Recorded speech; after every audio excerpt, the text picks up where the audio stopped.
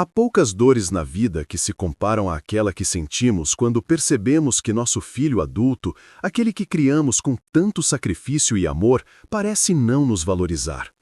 É um silêncio pesado na linha telefônica, são os compromissos cancelados de última hora, é a sensação de que, depois de tantos anos dedicados, nos tornamos uma nota de rodapé na história que ajudamos a escrever. É um paradoxo cruel. Investimos nossa juventude, nossos recursos, nossa energia mental na esperança de criar um ser humano feliz e realizado, e como retorno, muitas vezes recebemos indiferença ou, pior, ressentimento. Se você, pai ou mãe com mais de 50 anos, se sente invisível, ignorado ou subestimado por seu filho adulto, saiba que você não está sozinho e que a dor é real e legítima. Neste encontro, não estamos aqui para culpar, nem para apontar o dedo para você ou para seu filho. Estamos aqui para mergulhar na complexidade da psicologia familiar e entender as 7 razões profundas, muitas vezes inconscientes, que impedem um filho adulto de reconhecer ou expressar valorização pelos pais. A promessa é clara. Ao compreender a raiz do problema, você pode transformar a sua perspectiva e, consequentemente, a dinâmica do seu relacionamento. A desvalorização raramente é um ataque pessoal. Ela é, quase sempre, um sintoma de algo não resolvido, um eco do passado que ressoa no presente. É a manifestação de um nó psíquico que a criança carregou para a vida adulta. Portanto, respire fundo, abra seu coração e sua mente e vamos juntos desvendar as camadas dessa complexa teia emocional. A primeira razão psicológica profunda reside no que chamamos de necessidades não atendidas da criança interior. Embora você tenha fornecido casa, comida e educação, o que muitos filhos adultos sentem falta é da sintonia emocional, do espelhamento afetivo que valida suas emoções. Eles podem ter tido tudo materialmente, mas se sentiram emocionalmente sozinhos, não vistos ou não ouvidos em seus medos e anseios mais profundos. O adulto de hoje pode estar inconscientemente punindo os pais de ontem pela falta de validação emocional percebida. O subtexto da desvalorização é: eu não me senti valorizado por você quando mais precisei, na minha infância, então por que eu valorizaria você agora? É o luto da criança por aquele pai ou aquela mãe que ela idealizou e que, na sua percepção, falhou em ser o porto seguro emocional completo. O segundo ponto é a luta contínua por autonomia e separação, que se manifesta quando a relação parental é marcada pela fusão ou pelo excesso de controle. Muitos pais, especialmente após os 50, têm dificuldade em ver seus filhos como indivíduos completamente separados, mantendo um padrão de superproteção ou de tomada de decisões, o que oprime o adulto. O filho adulto que não valoriza é, muitas vezes, aquele que ainda está tentando provar que é capaz de viver a própria vida, livre do olhar julgador ou da microgestão parental. A falta de valorização torna-se um mecanismo de defesa, uma muralha que ele ergue para proteger sua identidade e seu espaço de ser quem ele realmente é, sem a sombra das expectativas dos pais. A desvalorização é, nesse caso, uma tentativa desesperada de estabelecer limites que nunca foram respeitados. Chegamos à terceira razão, o chamado contrato invisível de sacrifício. Muitos pais, com as melhores das intenções, transformam seus esforços e sacrifícios em uma dívida moral não verbalizada. Frases como "fiz tudo por você" ou "abandonei minha carreira para te criar" criam um fardo psicológico esmagador para o filho. Quando a valorização é vista como o pagamento dessa dívida e não como uma expressão genuína de amor, o filho adulto sente-se aprisionado e ressentido. Ele se pergunta: eu pedi para nascer? Eu pedi para que você fizesse esse sacrifício? O peso da gratidão forçada gera uma reação contrária, um distanciamento que, ironicamente, manifesta-se como desvalorização. Eles não valorizam o sacrifício porque sentem que foram obrigados a carregar o custo dele. A quarta razão mergulha no conflito de valores e identidade. É natural que, ao longo do tempo, os valores dos pais e dos filhos sigam caminhos distintos. Quando o filho adulto escolhe uma profissão, um estilo de vida ou um parceiro que está em desacordo com as tradições ou expectativas familiares e sente que é constantemente julgado por isso, a valorização murcha. A falta de valorização é, neste cenário, uma reação à falta de aceitação. O filho pode sentir que, se ele expressar admiração ou afeto, isso será interpretado pelos pais como uma capitulação, um sinal de que ele está pronto para abandonar seu próprio caminho e se conformar. É uma autoproteção contra o julgamento, onde o distanciamento se torna uma forma de defender a própria integridade e as escolhas de vida que foram tão arduamente conquistadas. Em quinto lugar, encontramos a barreira da não reconhecimento de erros. É um fato universal que todos os pais cometem erros. No entanto, o relacionamento adulto muitas vezes trava porque os pais, por orgulho, dificuldade emocional ou medo de perder a autoridade, nunca reconheceram ou se desculparam genuinamente pelos impactos desses erros na vida do filho. O filho adulto pode sentir que, ao valorizar os pais sem que haja um reconhecimento das falhas passadas, ele está anulando a própria dor. A valorização, neste contexto, é vista como um sinal de que tudo está bem, o que para ele não está, pois a ferida continua aberta. Um simples "eu sinto muito por ter te feito sentir assim" pode desbloquear anos de ressentimento e permitir que o amor e a valorização voltem a fluir. A sexta razão é uma dinâmica de defesa psicológica, a projeção e o deslocamento. É comum que os filhos adultos enfrentem grandes frustrações em suas vidas, no casamento, na carreira, nas finanças.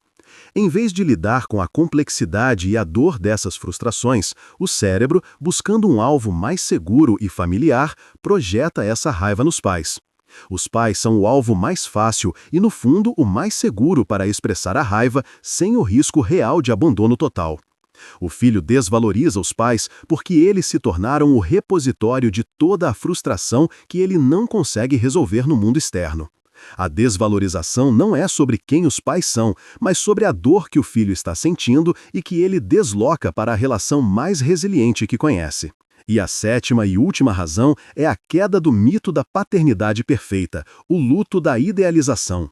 Na infância, os pais são deuses, onipotentes, infalíveis.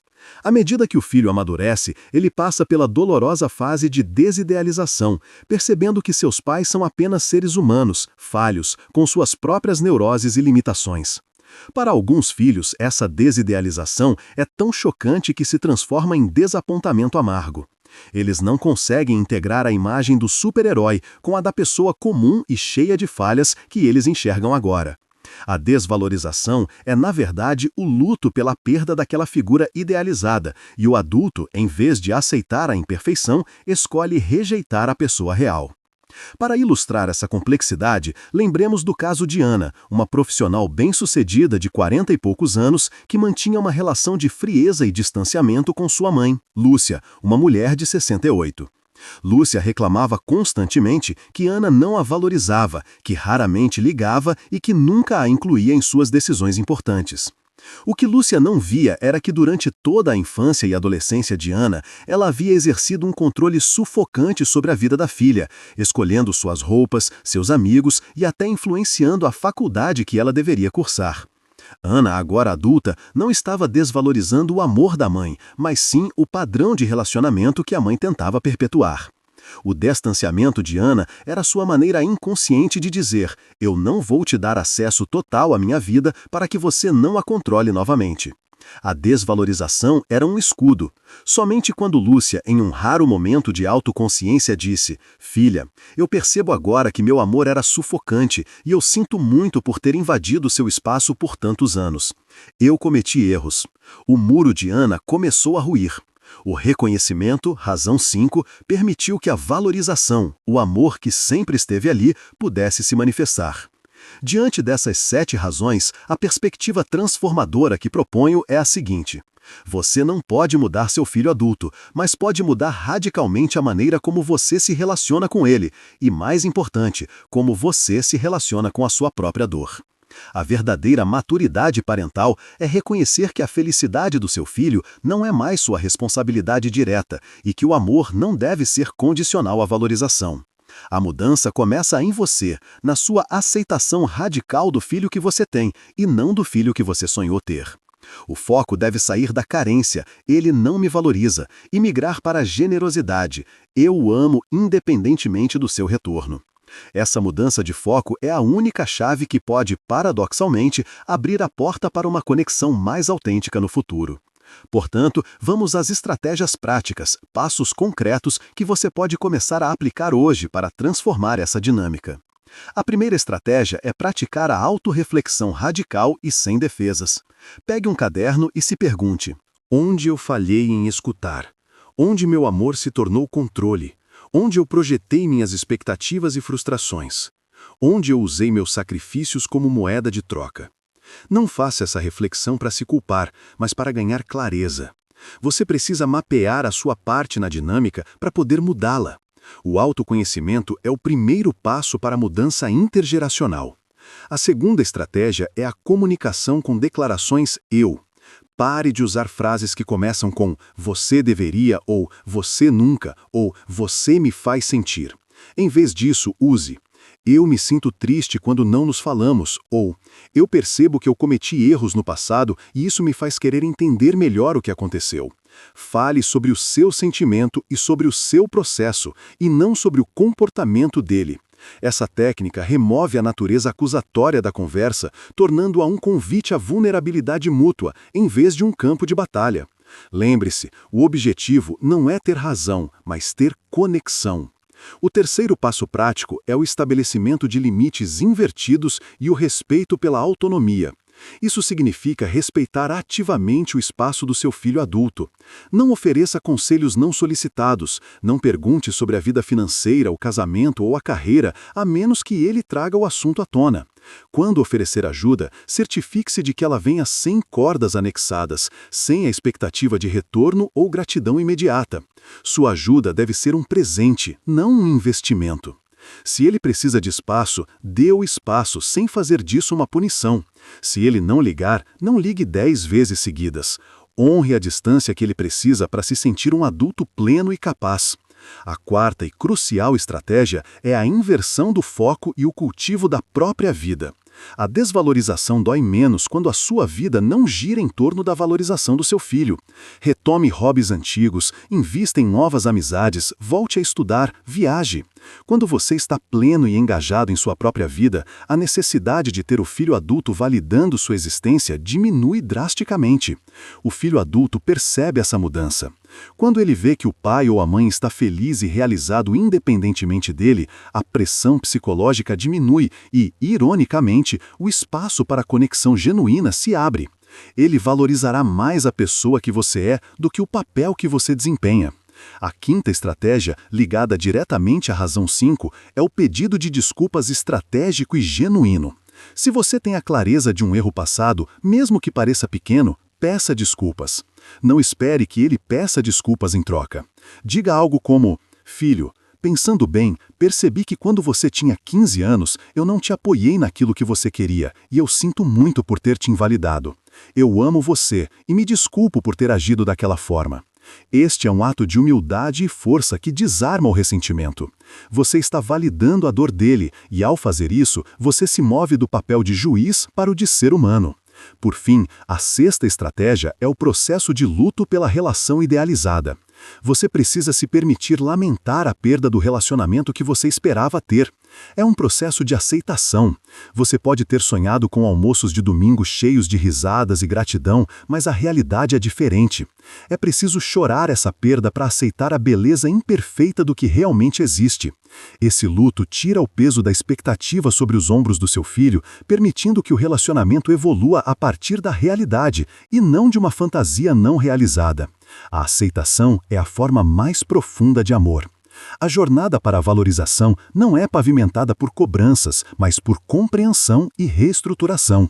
Lembre-se, o amor entre pais e filhos é o mais resiliente de todos, mas ele exige nutrição e, às vezes, exige uma profunda reinvenção. Não se puna pelo passado, mas use a sabedoria dos seus mais de 50 anos para construir um futuro de conexão autêntica. O objetivo não é forçar seu filho a dizer "eu te valorizo", mas sim criar um ambiente onde ele sinta que pode expressar o amor de forma livre, sem a sombra do medo, da culpa ou da obrigação. A verdadeira valorização florescerá quando você parar de exigi-la e começar a viver uma vida que a inspire. Você é mais do que o seu papel de pai ou mãe. Você é um indivíduo complexo e valioso. Concentre-se em valorizar a si mesmo, em nutrir sua própria alma, e você descobrirá que, ao se tornar mais completo e menos dependente da validação externa, o amor e o respeito fluirão naturalmente em sua direção.